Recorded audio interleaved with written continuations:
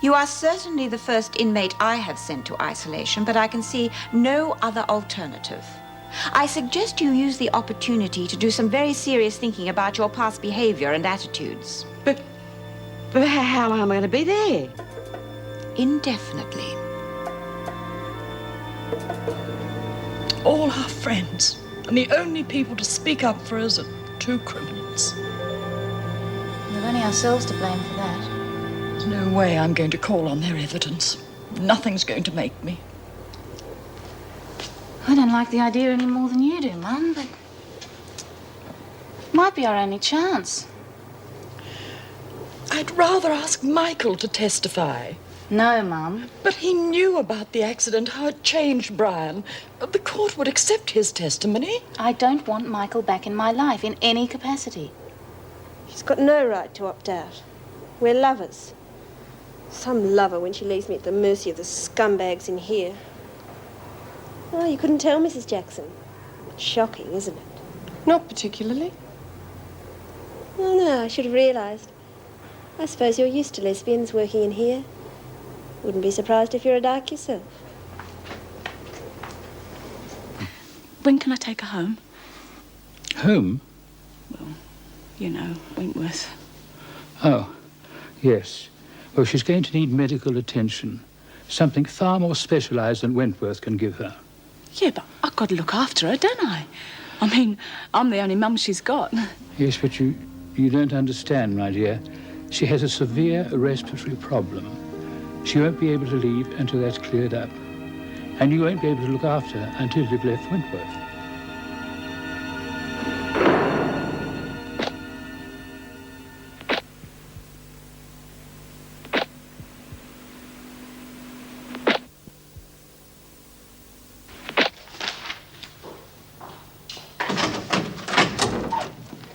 Mr. Reed wants to see you, Bee. And your craft work. Well, what's he want to see that for? He didn't say. Probably wants to make sure I'm being a good girl. Now, don't knock it. It's pretty unusual for a prisoner to be taken out of isolation to discuss their craft work. Yeah. I think you're pretty lucky he's trying to help. How are you getting on here? Oh, great. Not exactly what I was used to at the Menzies Hotel, though.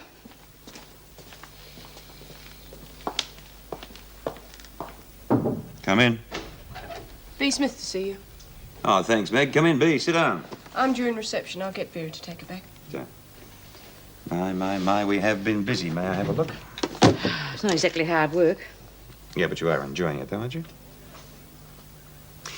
All right, B, you've been put in isolation, but you must admit that you gave the governor good reason. Well, what do you expect? Sharon was coming the heavy, and no one comes the heavy with me. Yes. All right, it was stupid. Bloody stupid. Look, if I'd known Chrissy was going to get hurt, I wouldn't have... I don't want anything to happen to that baby. All right, it was all so stupid because the governor can put me in isolation as long as she likes, and meanwhile Sharon Gilmore's got the run of the prison. Right? Right. Right, yeah, right. I should have my bloody head examined. Sharon's just a smart-ass kid. She didn't need me to fix her up. I should have just stood by and waited and she would have done it all on her own. If I behave myself, do you think Mrs. Davidson might change her mind? Mrs. Davidson said that she's given up on you. Mind you, the way that you've taken to this project should go in your favour. It's not going to do you any harm either, is it? Mm-hmm. Well, it's going to look really good with the department. If this does well, the craft thing, and the radio station catches on, going to be a couple of feathers in your cap. All right, B, I won't make any promises, but I'll see what I can do. Provided that you set an example. Well, I'll need some more materials. Fine. Come in. I've come to take Smith back. She's nearly ready. There you are. That should keep you going. Yeah. Is there anything else? No, that's all, I think. I'll get Vera to send me back to my suite. Thank you, Miss Bennett. What was all that about? Just a little project you had in mind. Wanted to ask my advice. Oh, is that so? What is it this time? Well, he's thinking of selling a call girl service. Wanted to know if he should put you in charge. I suppose you think you're very funny, Smith. I said you'd frighten the customers. Here's a little something you don't know, Smith. Latham had her baby.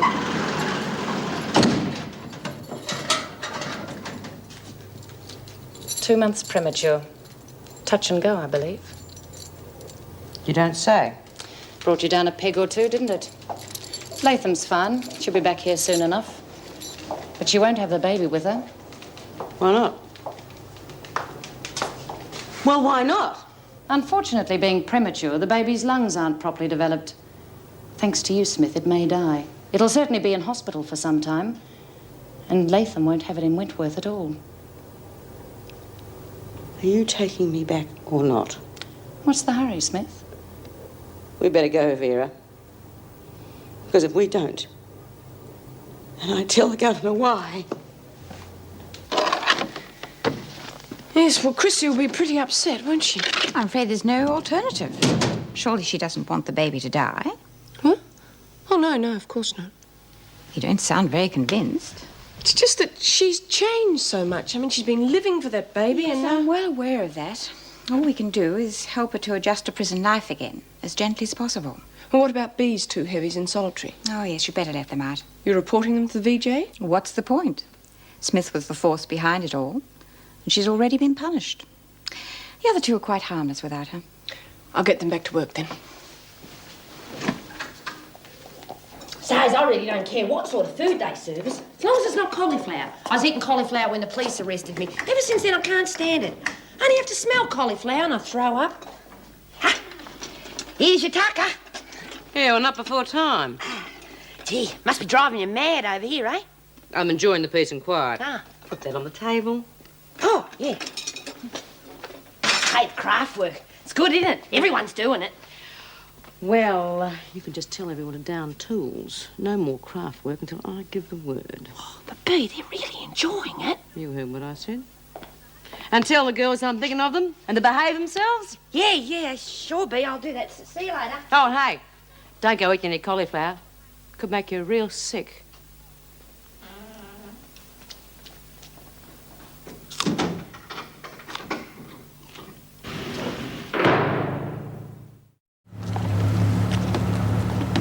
Mrs. Davidson. Good morning. Good morning. I've got some news for you. I think it's important. Oh?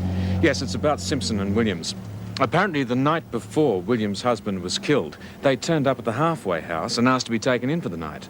There were signs that Williams had been assaulted. Where did you get this information? Well, Lizzie came to see B. Smith yesterday. She mentioned it to Smith, and Smith thought we should know. Well, Lizzie's hardly the sort of witness they need. No, it's not just Lizzie. Thank you, Chris. Good morning. Doreen Anderson saw them, too. And so did the woman that runs the place. What's her name? Rhonda West. Well, 3 witnesses could carry some weight. On the other hand, Williams and Simpson could be just trying to substantiate their story. Oh, that's hardly likely, is it? I mean, they wouldn't go to all that trouble with the halfway house and then not tell their neighbours. Oh, that's true. Well, will I tell the police? Not yet. The women at the halfway house could be still embittered towards the police. If the detectives arrive and start asking them questions, they could get frightened. They may even deny what has happened. I think it would be better if Paul Reed called around there first, explained the situation, put them at their ease. Right, I'll tell Paul right away. You seem very keen to get things moving. Those women haven't got the faintest idea about how to protect themselves. Williams isn't even eating. Somebody's got to do something. I suppose somebody does. What you need is a good country breakfast. Plenty of grub. Oh, shut up, will you, Lizzie? Oh, there's bugger all and the situation's vacant. Upset, I'm sorry, Dawn. Well, a fat lot of good that is. You go and lose me my job because you booze, so you can leave me alone. Oh, I'm just a poor old bugger that nobody cares about. You know something, Lizzie? You're not wrong, because you always mess things up, that's why. The only phone I could find was in a pub and that woman was yakking away for hours. I couldn't help that, could I? Well, all you had to do was stay off the grog until you'd made the phone call. Oh, Dor, what about your brekkie? You cooked it, you eat it. I'm not hungry. Well, I'm not hungry either, and I've got to get going, because there's only 4 jobs, and if I leave it any longer, they'll be gone.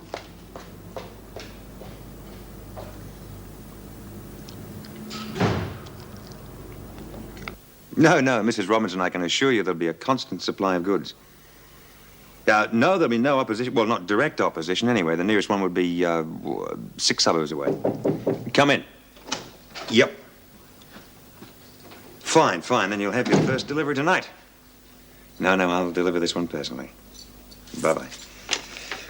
Morning, Jim. I had no idea that merchandising could be so complicated. Well, getting supplies in? No, getting the finished product out. I haven't got time to think. I've organised a couple of outlets for the smaller stuff, the moccasins, soft toys, that sort of thing. Later on, when the women are a bit more expert, I'm hoping to merchandise through Argyle stores in Sydney. Sounds great. Yeah, I hope so. Well, what can I do for you? Are you going out? Yes, I'm afraid I have to. Well, look, this matter of mine, it's fairly urgent. Uh-huh. Well, it concerns Simpson and Williams. Apparently, Lizzie Birdsworth called in yesterday and happened to mention that Simpson and Williams called into the halfway house the night before the killing, complained about being assaulted. Was Lizzie the only one who saw them? No, Rhonda West. Rhonda West and Doreen Anderson saw them as well. Mrs. Davidson thought that you might, pop around there, explain the situation to them, so they won't get frightened off by the police. Yeah. Okay, fine. Leave it with me. Yeah, well, when do you think you might do it? Well, I'm pretty busy right now. I've got no real idea, but I'll get around to it, I promise you. I know, that's what she said. No more craft work till she gives the word. Be buggered. It's fun. Oh, it's up to you, Margot. Don't forget, Bee's not going to be in isolation forever. Jeez, I was getting real good at it, too. Yeah? What is it? What's going on here? They're making fun of me doll, Mrs. Jackson. Now, don't let them upset you, Margot. I mean, it's a lovely little thing. Well, come on, I'm sure Mr. Reed wouldn't want you to be doing that in here. You've got your recreation time for that. Oh, Bernadette, now you're supposed to be in the kitchen. Get a move on. Nobody will get anything to eat.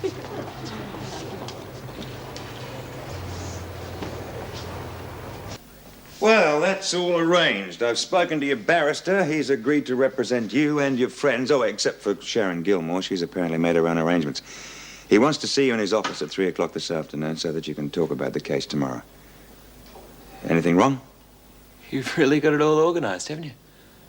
Yeah, well, somebody had to do it. You got any objections? No. All right, now, when you see him, I want you to tell him everything. No holding back, no half-truths. When he gets into court, he's got to know the lot, okay? Sure, Dad. Now, we both think that if you throw yourself on the mercy of the court, you've got a fair chance of getting off on a bond. You're young enough, and it is your first offence. Any questions? No. All right, well, there's a couple of questions I want to ask you before I go back to work, just in case they throw them at you in court tomorrow, okay? Anything you say. Lunch, Bee? It's a braise. Did you cook it? I helped. No cauliflower, but... Did you give the girls Milo? Yeah, of course I did. Well, how's it going, Mrs. Jackson? You all lot missing me? Well, things are certainly quiet. No, that's not good. Because when things get quiet, people get bored, and that's when things start to happen. No, they won't get bored. Mr. Reed's project will keep them very busy.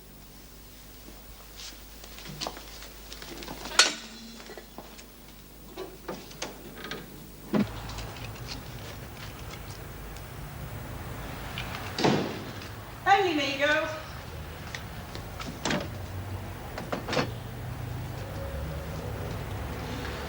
Hello, love.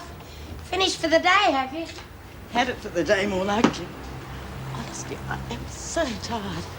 Now they've given me 3 floors to clean. Oh, God, that's a bit rough. Why don't you tell him to shove it? Don't tempt me, Lizzie. Trouble is, jobs are too darned hard to come by. Oh, I tried to have a word with the boss about getting Dor in, but he's a cagey old boy. And what are they doing there? Oh, Lizzie, have you been at it again? Oh, that's lovely, isn't it? 2 empty glasses on the table, and Lizzie's been on the booze again. Don't suppose it to be possible that I could have dried the dishes or something.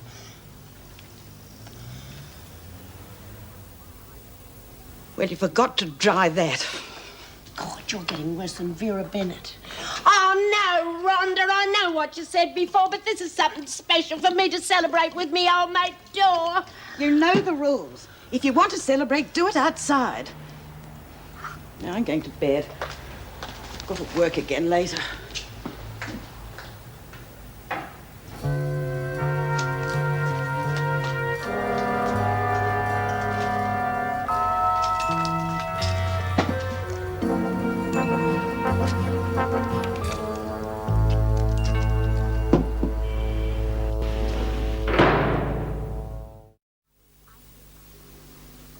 I see. You are quite sure it's not too soon? Well, certainly. Thank you for calling, Doctor. Come in. Oh, you wanted to see me? Yes, Meg. I've just been talking to Dr. Herbert about Chrissy Latham. Oh, how is she? Oh, fine, it would seem. Well, physically, anyway. Apparently, she's still a little withdrawn. Well, that's understandable. When will she be back? Within the next couple of days. I'm a little bit worried about her, actually. How's B. Smith settling into isolation? Oh, pretending she couldn't care less, but I think it's getting at her. She suggested we'd have all sorts of problems without her running things. That's B. Smith. Did she say what sort of problems? Not really. Maybe it's just a brave front. Yes, maybe. As if we haven't got enough to do without searching this rubbish for messages. Sally, if you can have those typed up for me by morning, I'd be most grateful. Miss Bennett, I hardly think the women will be smuggling messages out in moccasins. They smuggle things out in almost everything else, Mr. Reed. I don't see why they should respect your little project. No, it's not my little project, it's their little project, and they're very enthusiastic about it. So why would they do anything to foul it up? They don't need a reason. You've made the mistake of treating them like people. They're not people. They're criminals, and that's the way you should treat them. If you don't, they'll make a fool out of you in a minute. Now, is any more of this rubbish to go? Yes, in the rec room. If you like, I'll check it for you. No, thank you. I know my job.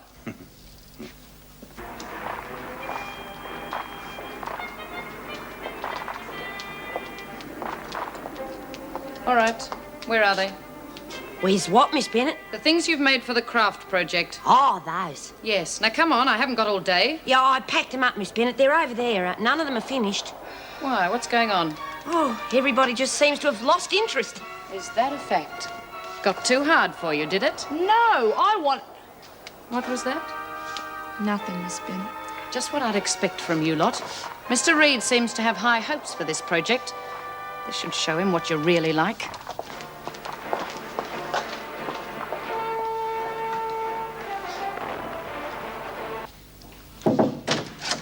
Hope I'm not interrupting. Yes, Miss Bennett. I thought you should know. The women have abandoned your project. Nonsense. If you don't believe me, here's the evidence. All unfinished. So much for completing your order today. Have all the women down tools? All of them. As I said, when you've been dealing with them as long as I have, you'll know that they can't concentrate on a thing for any length of time. No, there's more to it than that. What do you mean? Somebody is playing games.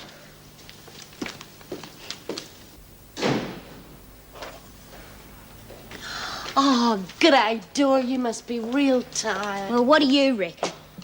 And it's bloody typical. I'm the one running all over town and you're the one here into the grog. I bought that for us.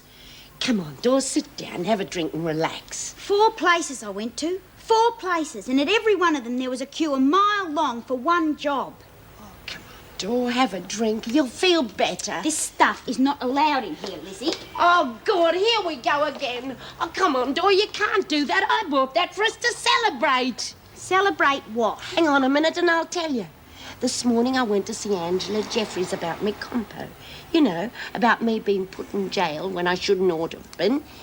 And she reckons I'll get thousands. Yeah, well, what's that got to do with me? Well, I'm going to give you half on account of that I made you lose your job. Oh, Lizzie, that's silly. No, it's not silly. You're my mate and I did the wrong thing by you. Lizzie, you can't. I can do anything I like. It's my money. Oh, come on, Dora, let's have a drink. I've been feeling rotten all morning. Oh, Lizzie. Oh, geez, I'm sorry for blowing up at you like that this morning. You didn't mean it. Yes, I did. No, you didn't. You just done your block. Come on, let's have a drink to all this money. Yeah, well, Lizzie, I can't take your money. Of course you can. Why not? Because I don't need it. I've got my own money from my mum's will. That'll come through soon. Well, what's all this about getting a job?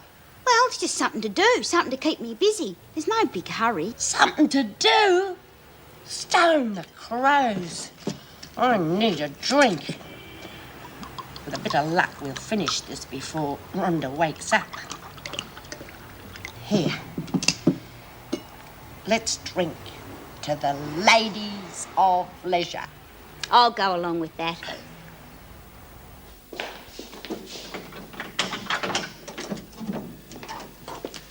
Thank you. All right, B, what's going on? Now, how should I know? The project, the Women of Down Tools. Why? Well, they've probably got sick of it. Happens all the time. Ask Vera. B, we had an arrangement. You said that if I backed up this project of yours, you'd see what you could do about getting me out of here.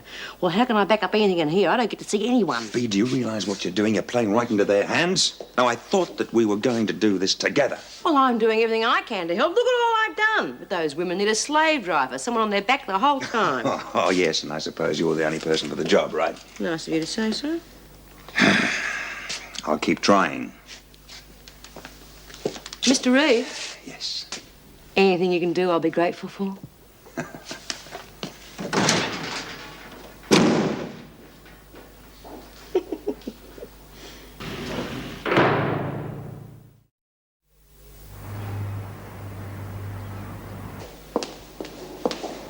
Mrs. Davidson. Good morning. You are in early. Yes, I wanted to talk to you about this handcraft business. The Women have Down Tools, and I think B. Smith's behind it. I'm sure she is. Yeah, well, Mrs. Davidson, as I see it, there are one of two attitudes we can adopt with Smith. We can either assume that she'll never change, in which event she'll spend the rest of her time here in isolation, or we can give rehabilitation one more try. I honestly believe it could work. There is a third course. Uh-huh. We can wait until Smith indicates she is interested in rehabilitation. Do you honestly think that if she pressures her way out of isolation, she's going to be easier to handle? It depends how we put it to her. There is one thing that has to be established here. Who is running this prison? Are we or Smith? I'm sorry, I know how you hate to give up on people. So do I. But if you had known Smith as long as I have... Yes, of course. I see. Oh, by the way, has Mr. Fletcher spoken to you about Williams and Simpson? Lizzie Birdsworth's new evidence? Oh, yes, he did. I'll get onto that as soon as I can. Good. I'd better be going now. I've organized a couple of shops to stock our handicraft work. God knows what I'm going to tell them now that it's all off. Best of luck.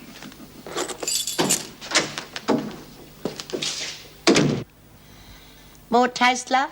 No, thanks. What time is it? 11 o'clock. You know, if I was back in Wentworth, I would have folded 200 sheets by now. We finished that sherry, didn't we? Yeah, and I got the bloody headache to prove it. I thought we had. Oh, that's Rhonda. Oh, she'll be on to us for hanging around like this. Oh, morning. My feet are killing me. 3 floors of that place I had to clean and the lift was out of order. Cup of tea? No, thanks. Do I think I'll lie down for a while? See you later. Oh, she must be tired. She forgot. Hey! Hey, aren't you two getting dressed? In a minute. Yeah, we were just clearing away.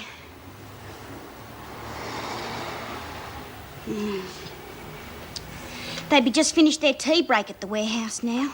What are you worrying about that place for? Who says I was worried? Ah, it's him, isn't it? That Kev. Come on, love. You can't hold out on your old mate. Yeah, but he said he was going to call round, Lizzie, and he hasn't. Well, he only had last night, for God's sake. Well, maybe he's decided not to get mixed up with the next crim after all. Rubbish. He'll be around here today. And when he comes, you want to look at your best. And you put on all your best clobber, eh? Oh, gee, Lizzie. I'd be hopeless without you. Right. Now, do this one next. Up here. Oh, I guess it's just a matter of getting used to it. Yeah, oh, don't worry. For your first day, you're doing great. Yeah. My bloody old Mew never shows anyone anything. Oh, hi, kid. G'day, Shirl. Where's Debbie? You were fired this morning for taking the day off. The old bagger. Yeah. Oh, sorry. Reen, this is Shirley. Shirley, Reen. Oh, hi, Reen. So what's Debbie doing then? Well, I don't know. I suppose she's looking for a job. She was pretty upset about it, though. Oh, I bet she was. Gee, the way jobs are these days. Well, look, I'm going round to see her in a minute. I'll say hello for you if you like. You're going round to see her? Yeah. Listen, why don't we cheer her up? All chip in and take her out to lunch. You reckon? Yeah, why not? Oh, unless you had other plans. Oh, no, nothing like that. All right, well, I'll meet you up at the Red Lion then. I'll pick her up. 1 o'clock? Yeah, great. Hey, what about you, Reen? Do you want to come? Well, I don't know this Debbie. And... Oh, well, here's your chance to meet her. Oh, you come too, love. Debbie, love it. Oh, okay. See you then, Kev. Okay, see you, Sean. See you, Reed. Yeah, see ya. Everything all right in here? Are you feeling better, Mrs. Williams? Oh, she's just fine. Why shouldn't she be? No housework, meals served up, room service. Simpson? And the possible charge of murder hanging over her head. What more could she ask for? That's enough. Oh, I'm sorry, Mr. Fletcher, but could you please tell us what's happening? Is there any news about the halfway house? Well, surely we're entitled to know what's being done. Well, the governor's decided that the best person to handle this is our social worker. Social worker? Why in God's name a social worker? Simply because your 3 witnesses are ex-prisoners. We have to reassure them, make them realise the best thing for them to do is to tell the truth. Why wouldn't they tell the truth? Carolyn, I think you understand the pressures we're under, Mr. Fletcher. Thank you for telling us.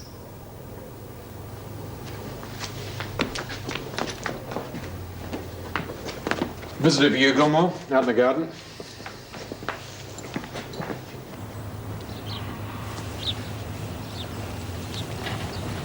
Hello. Been waiting for you all morning. Oh, I had to organise time off work. Did you bring me any stuff? No. Look at your trial today. Oh, come on, Sharon. Listen, I made a few inquiries about the judge. Your solicitor says that he's a sucker for a pretty face. You think I should wear something low cut then? No. Listen, just wear something respectable and be yourself. I mean, you know you don't have to try and look pretty. Listen, your lawyer said that the worst you could get would be a good behavior bond. You know what that means, don't you? What?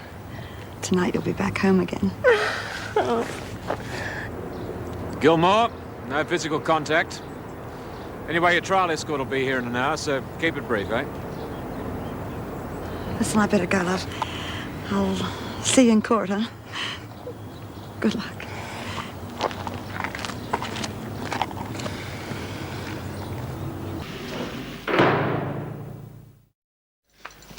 You the escort for Sharon Gilmore? Can't say it's been a pleasure. Wendy, I may not be back this afternoon. You look as if you're going to a conference. I wish I were. Problems? No, not really. Oh, Paul. What is it, Jim? I have to go to court. Simpson and Williams. Have you spoken to the women at the halfway house yet? No, not yet. What, you got any idea when you might? Look, I've got it in mind. I'll get onto it as soon as I can, but right now I have to go. I'm sorry.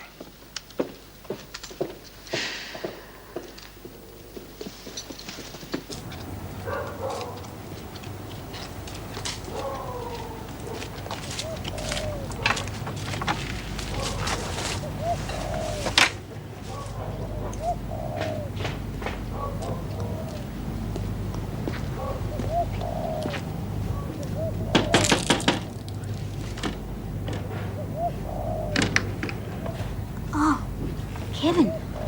Geez, I thought... How are you, Doreen? Oh, really good. Come in. Look, I don't know how you feel about this, but the girls down at the warehouse, they were upset when you got the bullet, you know, and they want to invite you out to lunch. Oh. Oh. Well, that's really nice of them. Is that what you want to do? Yeah, if you want to. Oh. Well, that's what we'll do then. Gee, that's really nice of them. Do you think I should get changed? No, you look terrific. Is that what you normally wear around the house? Oh, no. I was just sort of hoping that you'd drop in. What's taking you so long? Oh, who's this then?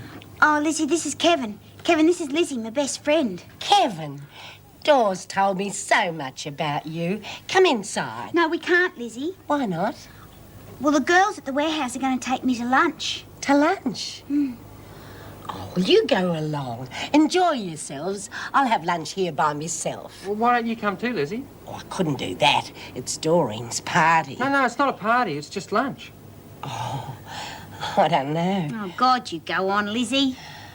All right, then. But you just remember that my name's Debbie, OK? Sure, Debbie.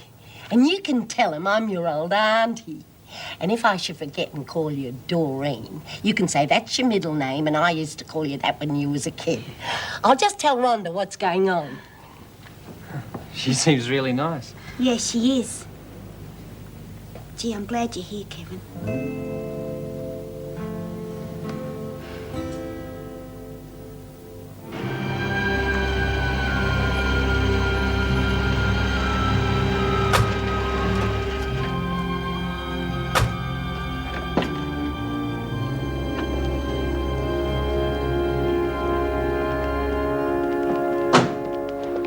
sorry I'm a little bit late. Is everything ready? Everyone else is inside. How's it going? Slight fly in the ointment, I'm afraid. What do you mean? Change of court. Another case is carried over, so they've rescheduled us. What does that mean? Well, it means we get a different judge. This chap's more severe on drugs, I'm afraid. But the evidence will be the same? Yes, the evidence is the same. How much more severe? Well, he's been handing down a few stiff sentences lately, but I don't think we need panic. It is a first offence, and Tony's got excellent character references. Well, hadn't we better get going inside? Yes, I think perhaps we might.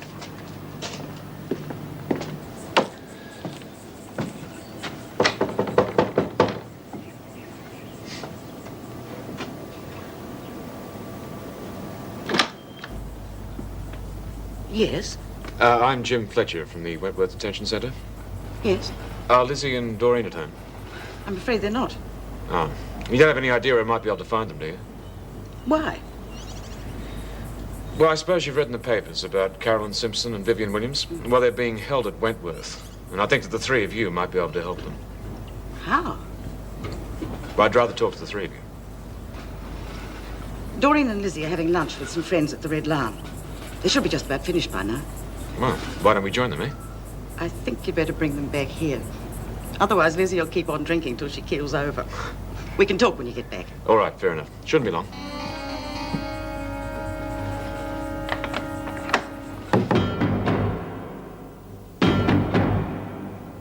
So, you were not the person who brought the drugs?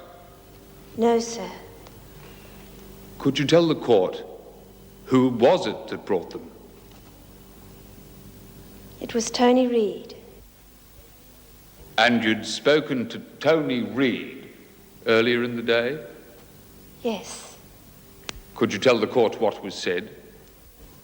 He contacted me and asked me if I'd carry the dope in case he got busted. I said I didn't want anything to do with dope. So he brought it himself. And what happened when the police arrived at the house? When we heard the police arrive, Tony kind of grabbed me. I thought maybe he was scared. But then I realized it was the money that he'd collected. He was stuffing it into my pocket. Then the police came in. The funny thing about shearers is that they're all different. Take me. Now, you wouldn't think I was a woman of culture, now, would you? Well, I am. Poetry. I just used to love poetry. I remember once at a camp out west, I had an argument with these two blokes about which was the best poem. One of them said Shakespeare. Forget what the other one said, but I said to them, "You're all off your rockers," I said. Finally, we called in all hands and we had to recite. And I won, hands down. Hey, tell us, Lizzie, what is the greatest poem ever written? The Man from the Snowy River. Well, it bloody is, I tell you. Hey, listen, Lizzie. How long ago was all this when you were a shearer's cook? Oh, years and years ago. What have you been doing since then? Oh, a little bit of this and a little bit of that. Good on you, Kev. Isn't it about time all you got back to work? 2:30, I suppose so. But don't worry, Mrs. Montague, she's okay. Yeah, but it's all right for all you girls in the office. But what about Reen? I wouldn't put it past Mr. Muir to just sack her on the spot. Yeah, Debbie's right. I think we should finish these and then go. Hey, Lizzie, Doreen. Oh, Mr. Fletcher. Could I have a word with you, please, Doreen? You leave her alone, Fletch. We've done our time. We've finished with that prison.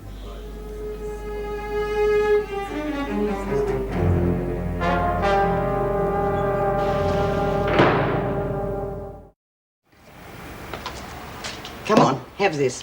What is it? Black coffee. I don't want it. Oh, Lizzie. I think I'd better be going. It wasn't your fault. Yeah, but... Now you're here. Let's sort out why you came. Yeah, let's get it over with. All right, well, the situation is this. Simpson and Williams claim that the deceased was killed while he was assaulting them, that it was self-defense. They say that he assaulted Williams often, but that she refused to tell anyone. So, you see, your evidence becomes extremely important. They were both very frightened that night. Yeah, and she had a black eye. Yeah, well, I don't want to discuss your evidence with you. That's a matter for the police. I just want you to understand that when the police come around and start asking questions, that there's nothing to be afraid of. Just tell the truth. Okay? Okay, that seems clear enough. Right. Well, I better be going then. No, I can see myself out. Thanks very much. Only next time, keep your big trap shut. Oh, he's not the only one. Oh, I'm sorry, Dor. I didn't mean to spill the beans, but he took me by surprise. It wasn't anybody's fault. It was a mistake. Honestly, Doreen, I think you're worrying too much. Worrying too much? How's Kevin ever going to hold up his head at work now with everybody knowing I'm a crim? If he really cares for you, it won't matter. Yeah, well, that's easy enough for you to say, but you're not the one who's got to live with it.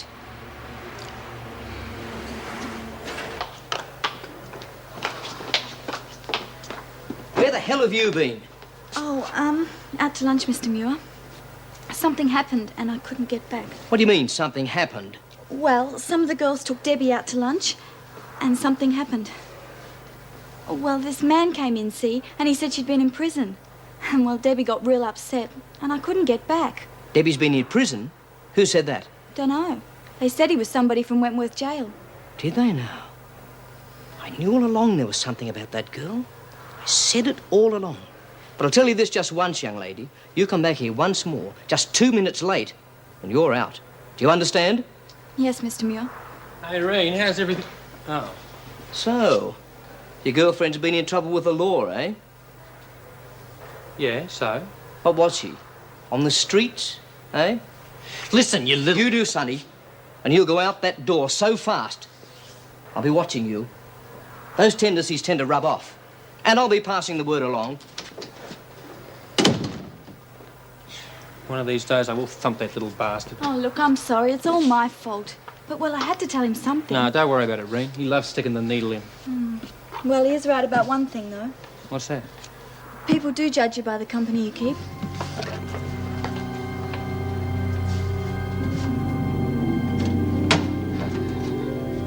Aren't you off duty? I'm supposed to be. Just can't keep away, huh? No, it's spot of business. But I'll be gone so fast they won't even know I've been here.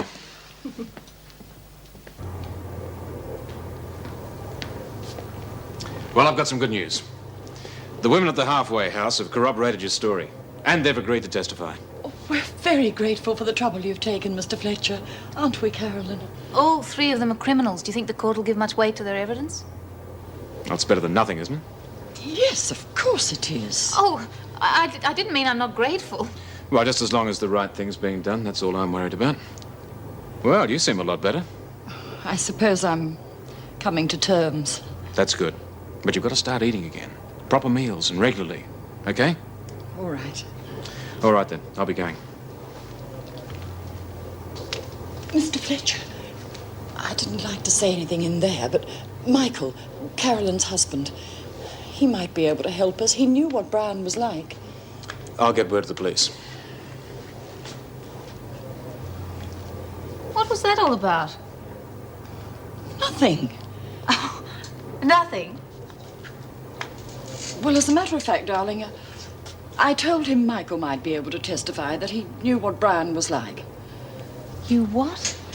He says he'll tell the police. Are you out of your mind? You know Michael and I were always fighting about money. He'll tell that to the police. Well, what if he does? It confirms I was fretting about money.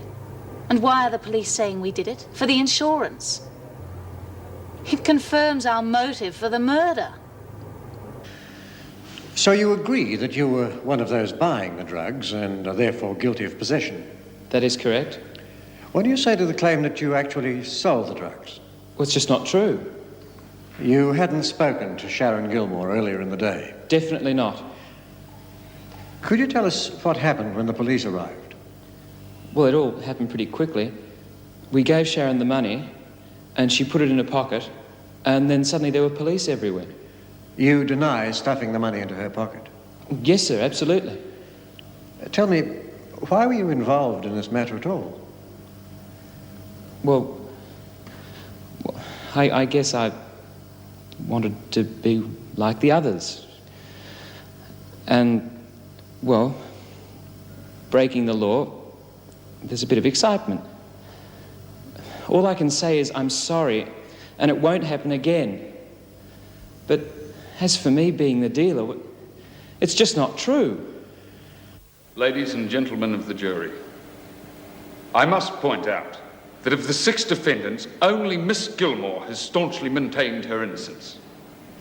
This she has done from the beginning. She's been ruthlessly set up, elected, as they say, to carry the can. This young girl has become involved against her will in the most heinous social evil today, drug dealing. Members of the jury, you have seen my client. You have heard her attest her innocence. I commend her testimony to you. Geez, I'm glad to see you, Kevin. Do you want to come in and sit down? No, thanks, Doreen. Look, I've just got something to say. What's up? Oh, nothing. Nothing. It's just that I think we're getting a bit too serious. How do you mean? Oh, we're getting too serious, that's all, you know.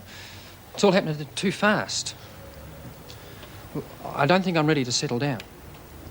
It's all because of what happened at lunchtime, isn't it? No, it's got nothing to do with that. It's just that, like I said, you know, it's happening too quickly. I think that maybe we shouldn't see each other for a while. Sure, Kevin. Look, maybe in a month or so. I think you've said it, Kevin. Let's leave it at that.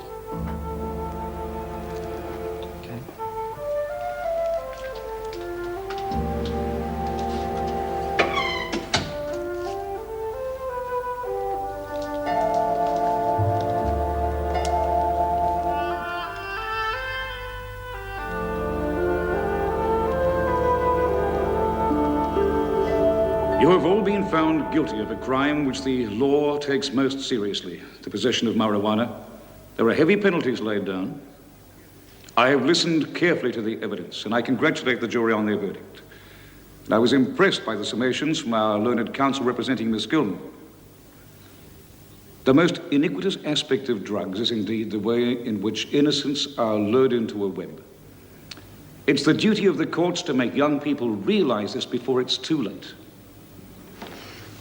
The law allows the judges some discretion in this matter. To some extent, I will exercise that discretion. Sally Blakely, I order you to be placed on a bond of $1,000 to be of good behavior for 12 months. Should you break this bond, you'll be returned to this court for further sentence. Should you honor the bond, this conviction will no longer be recorded. William Harris, you are sentenced similarly. Mary Oldfield, you are also so sentenced. George Coroneos, you are also so sentenced. Anthony Reed, you are similarly sentenced. Which brings us to Sharon Gilmore. The evidence you have given flies in the face of expert police testimony and the evidence of your co-defendants. I dismiss it, therefore, as a pack of lies. It seems clear to me that you were selling the drugs and you convened this gathering. Your attitude to these court proceedings, therefore, is cynical to the extreme. However, in view of your youth, I see some possibility of reform. The maximum sentence for your offense is 10 years imprisonment. I feel in this case that is too severe. I therefore sentence you to 2 years imprisonment.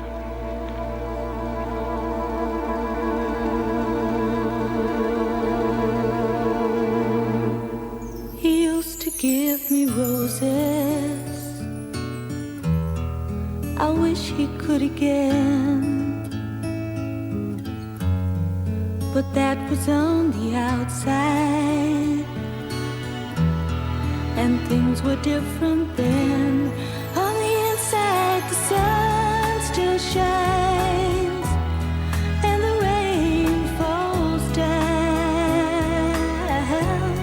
but the sun